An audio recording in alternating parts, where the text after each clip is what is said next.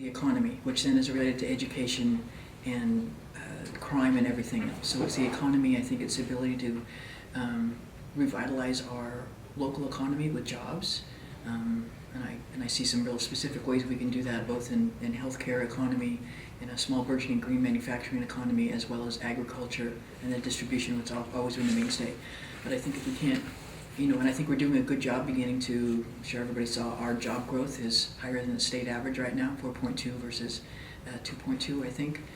So it's continuing to continue the forward momentum to kind of do a U-turn on the economy and get people back to work, which will then take care of a lot of the other issues we're dealing with.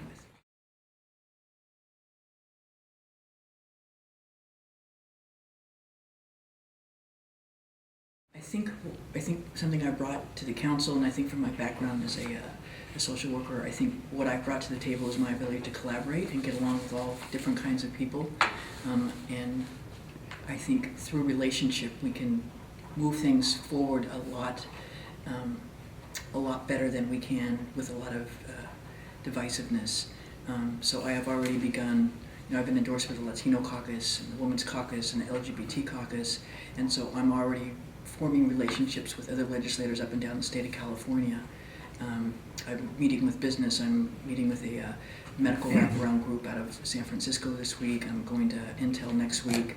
And everybody I talk to, I say, how do we get you to Stockton? How do we get you to San Joaquin County? There was a great article in the paper today about a river, I think it was in Comstock, on Tracy. And and they're really beginning to boom now. So I think the more we can leverage our relationships, and I love all of our legislators, but Lois Wolk living in Davis is not San Joaquin County, right? Allison Huber living in El Dorado Hills is not San Joaquin County. Joe Buchanan living in Danville is not San Joaquin County. So I think somebody who has really been through the fire of the problems we've faced in Stockton, being able to carry that message to California at a larger level. And again, we're collaborating through relationships. The Latino caucus came to my house.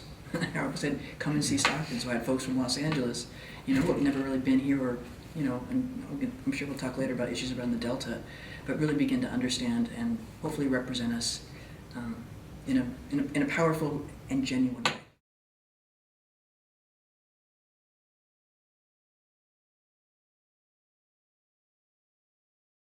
There's nobody who has any kind of magic answers, but I think just the ability to continue to reach out.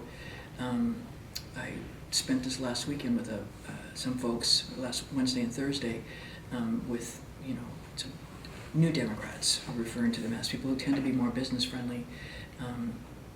Because as much as I'm a social worker, I know that if we can't get people back to work, nothing else happens. So I think in being able to work with business in a more productive way, I think that provides at least an opportunity to be able to work across the aisle on solving some of the real issues that California faces in being able to produce a more business-friendly climate.